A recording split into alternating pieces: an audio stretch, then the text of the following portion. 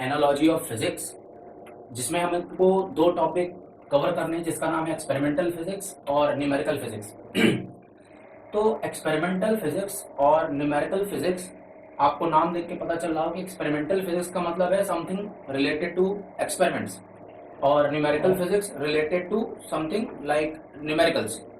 तो इस पार्ट को, न्यूमेरिकल फिजिक्स को डिस्कस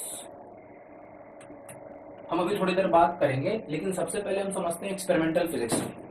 तो जैसे कि हमने पिछली वीडियोस में ये चीज़ें देखी कि फिजिक्स एक एक्सपेरिमेंटल साइंस है और हमने बहुत सारी कुछ केस स्टडीज भी पढ़ी फिजिक्स को लेकर। अब एक सबसे बड़ी बात जो माइंड में आती है वो क्या है, ज़रा आपको ध्यान से समझना है। ज़रा ध्यान दीजिए कि एक्सपेरिमेंटल फिजिक्स में ये जो वर्ड एक्सपेरिमेंट लिखा है, ये थोड़ा सा टिपिकल है समझने के लिए। और ये क्या है, मैं आपको एक एग्जांपल से बताता हूँ। देखिए होता क्या है कि जब भी आप फिजिक्स में कंसेप्ट्स की बात करते हैं, कंसेप्ट्स की, और कंसेप्ट्स को हम बेसिकली क्या कहते हैं, आइडिया कहते हैं, है ना। कंसेप्ट्स को बेसिकली हम आइडिया कहते हैं। तो जब हम बात कंसेप्ट्स और आइडिया दोनों की बात करते हैं, तो आपके पास जो आइडिया आए हैं, जो नए आइडियाज आए हैं, वो फिजिक्स में कंसेप्ट्स तभी बन सकते हैं जब वो प्रैक्टिकली एग्जिस्ट हो या प्रैक्टिकली प्रूवन हो। मेरे कहने का मतलब क्या है, ये आपको बात समझ में आ जाएगा कि जरा इस एग्जाम्पल को ध्यान से समझिएगा कि ऐसा नहीं हो सकता ना कि जैसे फॉर एग्जाम्पल अभी मैं सो रहा हूं और ऐसे में जगा और इसके बाद अचानक मुझे सपना आया, अरे ये पंखे के अंदर मोटर लगा है। तो अगर मेरे को हो सकता है कुछ ऐसा आइडिया आया हो, तो इसका मतलब ये नहीं हो जाएगा कि भाई जो मैंने सपना देखा वो एक कंसेप्ट होगा। वो आइडिया था, वो मेरा सपने में जो मुझे आइडिया आया हो सकता था वो रियल हो, लेकिन आपको जो आइडिया आया है वो जरूरी नहीं है कि वो एक कंसेप्ट हो। ऐसा क्यों, इस बात को समझने के लिए मैं आपको एक प्रैक्टिकल एग्जांपल देता हूं। देखिए, सबको पता है ग्रेविटी के बारे में, आप भी पढ़े हैं, मैं भी पढ़ा हूं और बहुत से बच्चे पढ़ते हैं ग्रेविटी के बारे में। हमें पता है कि ग्रेविटी किसी भी चीज को, हमको पता है कि ग्रेविटी किसी भी चीज को, हमको पता है कि ग्रेविटी किसी भी चीज को नीचे ड्रॉप करती है, ठीक, नीचे गिराती है। और ग्रेविटी किसी भी चीज को अगर नीचे गिराती है तो उसका जो रेट ऑफ फॉलिंग होगा वो डिफरेंट हो सकता है, लेकिन एट द एंड उनमें लगने वाला जो एक्सेलरेशन ड्यू टू ग्रेविटी होगा वो तो सेम होगा। ये हमने पढ़ा हुआ है ना। तो कहने का मतलब है कि अगर आप एक एक्सपेरिमेंट अगर आप करें, जैसे फॉर एग्जांपल एक छोटी बॉल ले लीजिए और एक बहुत बड़ी बॉल ले लीजिए, छोटी बॉल एक बड़ी बॉल, और इन छोटी बॉल या बड़ी बॉल में से अगर आप किसी को भी पहले या आखिरी में नहीं, बल्कि अगर आप साथ साथ गिराते हैं, साथ साथ, और पॉइंट क्या है कि इसमें ऐसा नहीं होना चाहिए कि बॉल इसके ऊपर हो, इस वाली के ऊपर हो, यहां पर इसके ऊपर हो, या ऐसा भी नहीं होना चाहिए कि ये बॉल इसके नीचे हो। तो अगर आप ये डिफरेंट डिस्टेंस पे करेंगे ना, तब तो जाहिर सी बात है कौन जल्दी कौन पहले पहुंचने वाली चांसेस हो सकती हैं। लेकिन अगर आप दोनों के लाइन ऑफ सेंटर को मिलाते हुए ये काम करें, कहने का मतलब ये है कि अगर आप इस पॉइंट से गिराते हैं,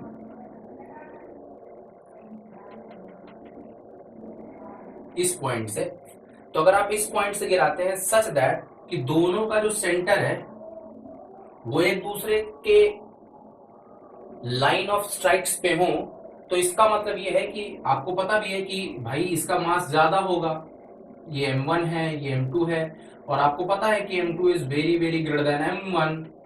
तो इवन दो जब ये नीचे पहुंचेंगी तो दोनों में लगने वाला जो एक्सेलरेशन ड्यू टू ग्रेविटी होगा उसकी वैल्यू सेम होगी, और दोनों जमीन पर एक ही साथ पहुंचेंगे, मतलब दोनों का जो टाइम होगा वो सेम होगा। दोनों को पहुंचने का टाइम सेम होगा। ये एक कंसेप्ट है, ये एक कंसेप्ट है, ये आइडिया नहीं है, ये आइडिया नहीं है। अब मैं ऐसा इसे क्यों कह रहा हूं, क्योंकि देखिए ये जो एक्सपेरिमेंट परफॉर्म हुआ था, ये सबसे पहले परफॉर्म किया गया था गैलीलियो साहब के द्वारा। गैलीलियो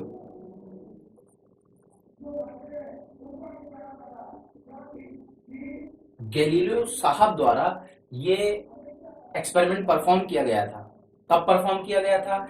ये लगभग ये 14-15 सेंचुरी के आसपास की बात है जब ये एक्सपेरिमेंट परफॉर्म किया गया था। ग्रेविटेशनल का कंसेप्ट आज का नहीं है, बहुत पुराना है। और बेसिकली हुआ क्या है कि गैलीलियो साहब ने जब ये एक्सपेरिमेंट परफॉर्म किया था, जब ये एक्सपेरिमेंट परफॉर्म किया था तो उन्होंने देखा कि इनके लिए जो टाइम था वो सेम था, यानी दोनों चीजें, जो एक छोटी बॉल है और एक बड़ी बॉल है, वो सेम रेट पे दोनों नीचे आई थी। लेकिन उनको लगा कि हो सकता है उनका ये कंसेप्ट वैलिड हो, उनको ये लगा कि भाई ये चीज पॉसिबल है, क्योंकि जो हमारी जिस जगह पे इन्होंने एक्सपेरिमेंट परफॉर्म किया था वो लैंड या वो सरफेस फ्लैट थी। तो उन्होंने ये सोचा कि यार ऐसा हो सकता है कि ये जब बॉल गिरी तो सरफेस फ्लैट होने की वजह से दोनों एक साथ गई। तो इन्होंने क्या किया, लगभग 1564 से लेकर 1642, एग्जैक्ट डेट शायद यही है, हाँ 1564 से लेकर 1642 का जो इनका सेशन था, इस सेशन के दौरान उन्होंने ये सोचा, उन्होंने ये चीज वैलिड करने की कोशिश की कि इन्होंने जो ये एक्सपेरिमेंट परफॉर्म किया है फ्लैट सरफेस वाला, क्या ये लीनिंग टावर ऑफ पीसा पे काम कर सकता है क्या? अब इन्होंने ये लीनिंग टावर ऑफ पीसा क्यों चुना, तो मैं आपको इसका एक फैक्ट बता दूं कि लीनिंग टावर ऑफ पीसा उन कैथेड्रल बिल्डिंगों में से है जो अनस्टेबल आर्किटेक्चर का एक बहुत बेमिसाल नमूना है। मेरे कहने का मतलब है आर्किटेक्ट आज भी ये नहीं पता लगा पाए कि ये जो स्ट्रक्चर है ये इंजीनियरिंग के हिसाब से बहुत अनस्टेबल स्ट्रक्चर है, लेकिन आज भी ये वैसे ही खड़ा है। और ये वर्टिकल से 4 डिग्री लीन कर रहा है आउटवर्ड्स। इसका मतलब बाहरी की तरफ 4 डिग्री ये वर्टिकल से झुका हुआ है। तो गैलीलियो साहब के दिमाग में ये बात आई कि क्यों ना मैं यही experiment leaning tower of Pisa से ट्राई करता हूं। तो जब वो इस हाइट पे गए, मान लीजिए यहाँ पे गैलीलियो साहब खड़े हैं और इन्होंने सेम बॉल, जिसको मास मैंने m1 और m2 बोला है, उन्हें दोनों बॉल को उन्होंने ड्रॉप किया और उन्होंने जो देखा वो एक बहुत इंपॉर्टेंट रिजल्ट पता चला कि जब उन्होंने इस चीज को गिराया यहां से, तब भी दोनों का जो रेट था वो सेम था। उस बात से, इस एक्सपेरिमेंट के बाद गैलीलियो साहब ने एक चीज डेराइव की कि सरफेस का जो एंगल ऑफ इंक्लिनेशन है उसका ग्रेविटी से कोई लेना देना नहीं है। ओके, और ये कंसेप्ट हम आने वाले अपने न्यूमेरिकल प्रॉब्लम्स में लगाने वाले हैं, जहां पर हम लोग वेज रिलेशन के बारे में पढ़ेंगे। जैसे कि कुछ प्रॉब्लम्स होते हैं जिनमें ये वेज डायग्राम होता है, ठीक है, और इसमें हम लोग ग्रेविटी के कंपोनेंट्स तोड़ते हैं। अब जैसे इसमें ग्रेविटी लगना है तो आप इसमें ग्रेविटी के बारे में आप इनको कैसे इस तरह के न्यूमेरिकल्स को सॉल्व करेंगे, इस पे जो कंसेप्ट लगता है वो गैलीलियो साहब का यही लीनिंग टावर ऑफ पीसा का कंसेप्ट लगता है। तो यही कंसेप्ट आगे जाके हम लोग वेज रिलेशन में यूज करते हैं।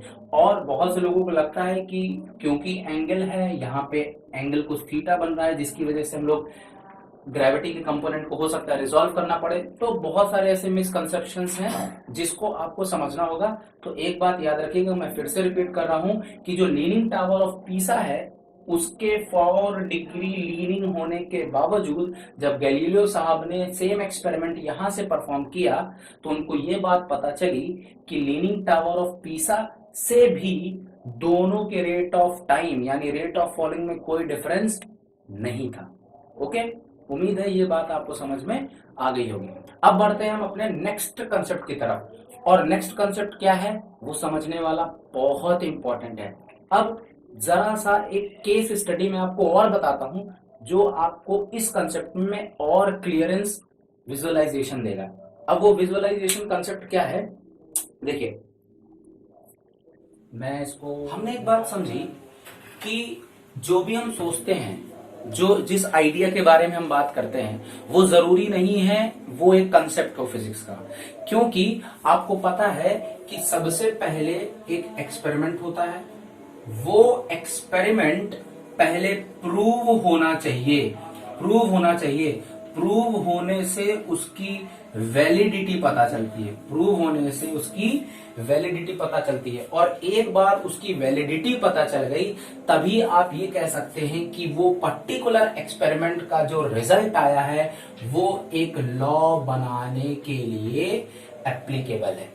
तो बॉस, समझने वाली इंपॉर्टेंट बात क्या है कि जरूरी नहीं है किए गए एक्सपेरिमेंट कभी कभी जनरल कंसेप्ट को फॉलो करें। जैसे इस पॉइंट को समझाने के लिए मैं फिर से गैलीलियो साहब का ही एग्जांपल लेता हूं। जैसे इसमें सबसे इंपॉर्टेंट चीज क्या है, इंपॉर्टेंट चीज है वैलिडिटी। वैलिडिटी मतलब एक टर्म है जिसका नाम है रेंज ऑफ वैलिडिटी। और ये रेंज ऑफ वैलिडिटी का क्या कंसेप्ट है ये हमें समझना है। रेंज ऑफ वैलिडिटी का मतलब ये होता है कि किसी भी एक्सपेरिमेंट में किए गए सारे के सारे फिनोमिना या किसी भी एक्सपेरिमेंट में किए गए जितने भी ऑब्जर्वेशंस हैं वो किस हद तक वैलिड हैं, ये इंपॉर्टेंट होता है। क्योंकि आपको ये बात पता है कि हो सकता है आज मैंने कोई कंसेप्ट बोला वो कुछ चीजों के लिए एप्लीकेबल हो, और फिजिक्स में तो ये हमेशा होता है कि हो सकता है मैंने जो आज एक कंसेप्ट बनाया, वो जो आइडियोलॉजी बनाई या जो मैंने आइडिया बनाया वो हो सकता है किसी गिवन केस के लिए तो वैलिड हो, लेकिन हो सकता है जब उसको और रिवाइज किया जाए तो एक नई बात पता चले। तो पूरा का पूरा जो फिजिक्स है वो पूरा का पूरा इवोल्यूशन पे काम करता है बॉस। ये इवोल्यूशन का मतलब क्या है कि इसमें जितने भी थॉट प्रोसेसेस किए जाते हैं या जितने भी कंसेप्ट्स इसमें जनरेट किए जाते हैं वो रोज और रोज रिवाइज किए जाते हैं ताकि हमें नए नए रिजल्ट्स और नए नए ऑब्जर्वेशंस के बारे में पता चला जाए। जैसे एक एग्जांपल है कि आपको पता है कि कोरोना के बारे में कुछ पहले ऑब्जर्वेशंस दी जा रही थी, बाद में जाके हमको ये पता चला कि जो ऑब्जर्वेशंस या जो दलीलें पेश की गई हैं वो गलत निकली। इसी तरह जैसे जैसे ऑब्जर्वेशंस बढ़ती जा रही हैं, हम उसको स्टडी करते जा रहे हैं, हमको उसके बारे में डीप एनालिसिस पता चल रहा है। और इसी एनालिसिस की वजह से भी गैलीलियो साहब ने भी एक गलती की थी, और वो गलती क्या की थी वो मैं आपको भी समझाता हूं। देखिए हमको एक बात समझनी है कि हमने एक बात की जिसका नाम है range of validity. Range of validity का मतलब है भाई मैंने एक कंसेप्ट बनाया, मैंने एक आइडिया जनरेट किया और मुझको ये बात पक्का पता होना चाहिए कि जो मैं जिस आइडिया की बात कर रहा हूं वो किस हद तक वैलिड है। ये इंपॉर्टेंट है, राइट भाई। आप जिस कंसेप्ट की बात कर रहे हो या जिस आइडिया की बात कर रहे हो वो कहां तक वैलिड है ये इंपॉर्टेंट है। अब इस चीज को समझने के लिए आपको ये लीनिंग टावर ऑफ पीसा में एक बात तो क्लियर हो गई होगी कि भाई चाहे आप एक्सपेरिमेंट फ्लैट सरफेस पे कराइए, चाहे आप इस एक्सपेरिमेंट को किसी इंक्लाइंड बिल्डिंग से कराइए, रिजल्ट चेंज नहीं होने वाला। लेकिन अब आपके लिए क्वेश्चन है, और वो क्वेश्चन ये है कि मान लीजिए भाई ये पंख है, पंख ही नहीं बन रहा, पत्ती जैसा लग रहा,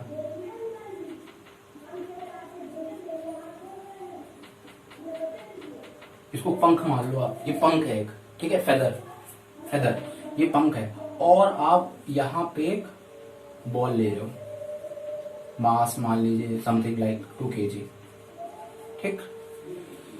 तो अब क्वेश्चन ये है कि जब आप इस फेदर को और इस बॉल को सेम लाइन ऑफ स्ट्राइक से गिराएंगे, सेम लाइन ऑफ स्ट्राइक से जब आप इसको गिराएंगे तो बताइए क्या दोनों का रेट ऑफ फॉलिंग बराबर होगा? आप ये क्वेश्चन का जवाब आप वीडियो पॉज करके आप कमेंट में ये चीज मेंशन कर सकते हैं, आपको क्या लगता है।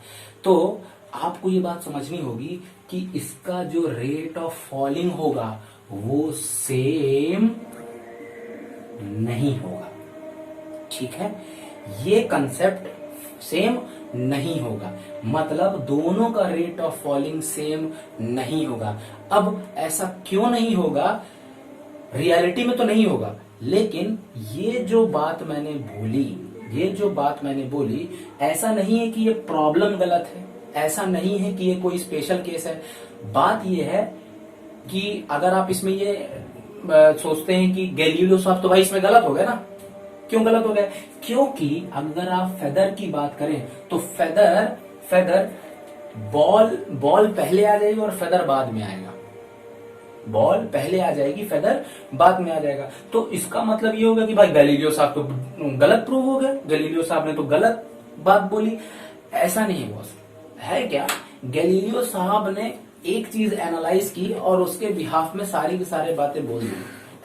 मतलब मैं ये नहीं कह सकता कि गैलीलियो साहब ने जो बात कही वो गलत थी, लेकिन गैलीलियो साहब ने जो बात कही वो बात आगे जाकर न्यूटन साहब ने प्रूव की थी। मेरे कहने का मतलब है, अगर आपने न्यूटन फर्स्ट लॉ पढ़ा हो तो न्यूटन फर्स्ट लॉ में बोला जाता है कि एक बॉडी अगर मोशन में है तो वो मोशन में जाती रहेगी, और अगर वो रुकी हुई है तो हमेशा रुकी रहेगी जब तक उसे कोई बाहरी बल रोके ना, या बाहरी बल उसे कोई काउंटर ना करे। सिमिलरली यहां पर जब ये ऊपर से नीचे गिर रहा था तो बॉस यहां पर एयर रेजिस्टेंस जैसी कोई चीज लगने लगी, एयर रेजिस्टेंस। दूसरा जो कंसेप्ट हो गया वो हो गया बायोंसी का। बायोंसी यानी जो मतलब जो एयर है वो इस पे तो अपना इफेक्ट नहीं दिखा पाएगी, लेकिन ये जो एयर रेजिस्टेंस है ये इस फेदर पे या इस पत्ते पे, ये कोई भी बहुत लाइट वेट का अगर आप कोई चीज ले लेते हैं तो वो इस पे फर्क दिखाएगा। यही कंसेप्ट दो चीजों के लिए वैलिड नहीं है। जैसे एग्जांपल के तौर पे मैंने आपसे कह दिया कि मैं यहां पर एक आदमी ले रहा हूं जिसके पीठ में पैराशूट बंधा है। मैं एक आदमी ले रहा हूं जिसके पीठ में पैराशूट बंधा है। ये लीजिए, एक आदमी लिया जिसको मैंने पकड़ा हुआ है और इसके पीठ में पैराशूट लगा हुआ है, और यहाँ पे एक बहुत बड़ी बॉल ले ली, 20 किलो की बॉल ले ली। ठीक है, M = 20 kg का मास। तो अब अगर आप इन दोनों को फिर से गिराओगे तो क्या होगा? जाहिर सी बात है भाई, ये पहले आ जाएगी, ये नहीं आएगा। रीजन क्या है कि पैराशूट में लगने वाला अपथ्रस्ट यानी बायोंसी इसको काउंटर बैलेंस कर रहा है।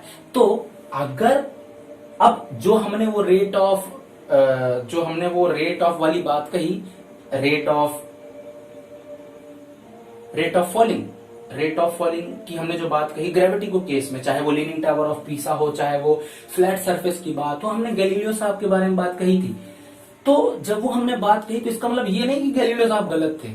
बात ये थी कि ये वाला केस और ये वाला केस, दोनों केस गैलीलियो साहब के लिए वैलिड हैं अगर हम ये सारे के सारे एक्सपेरिमेंट किसमें कराए बॉस?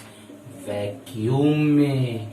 इसका मतलब इन अ वैक्यूम, तो जो आपने कंसेप्ट बोला कि बॉस कि the rate of falling of every body under the acceleration of the gravity remains the same, इसको थोड़ा सा और मॉडिफाई करके बोलना है कि in vacuum space the rate of body falling under the effect of the gravity remains the same. मतलब अगर आप ग्रेविटी को माइंड में रख रहे हो तो आप वैक्यूम में ये चीज ट्राई करो। तो अगर आप वैक्यूम में ये पूरा का पूरा एक्सपेरिमेंट परफॉर्म कराते, चाहे वो लीनिंग टावर ऑफ पीसा के लिए होता, चाहे वो फेदर या बॉल के लिए होता, चाहे वो पैरासूट या बड़ी बॉल के लिए होता, या दो छोटी बॉल जिनको हम फ्लैट सरफेस पे कराने की कोशिश कर रहे हैं, वो सारी की सारी चीजें वैलिड होती अगर आप उसका कंसिडरेशन वैक्यूम के रेस्पेक्ट में लेके चलते हैं। मतलब यह है कि अगर आप कोई एक्सपेरिमेंट वैक्यूम के बिहाफ पे कर रहे हैं तो जो मैंने वर्ड यूज किया था rate of falling, under the effect of gravity वो सेम रहेगा। तो इससे हमको ये पता चला कि गैलीलियो साहब गलत नहीं थे, लेकिन गैलीलियो साहब की जो थ्योरी थी उसका एक अपना रेंज था, रेंज ऑफ वैलिडिटी। ये इंपॉर्टेंट है, रेंज ऑफ वैलिडिटी इंपॉर्टेंट है। तो हर एक्सपेरिमेंट का अपना रेंज ऑफ वैलिडिटी होता है। जब तक वो रेंज ऑफ वैलिडिटी, जब तक आपको अपने कंसेप्ट का एक्सट्रीम पॉइंट नहीं पता है, तब तक आपका कोई भी कंसेप्ट फिजिक्स में लॉ या प्रिंसिपल नहीं बन सकता है। तो अगर आपसे कभी भी एग्जाम में क्वेश्चन पूछा जाए, under what circumstances a concept और a experiment in a physics becomes a law, in that case आपका आंसर ये होना चाहिए कि a concept valid for all extreme conditions, a concept valid for all extreme conditions will be treated as a law or a theorem or a principle. Okay, so आज के लिए इतना ही। बाकी सारा कंटेंट जो हमें डिस्कस करना है वो हम देखेंगे अपनी नेक्स्ट वीडियो।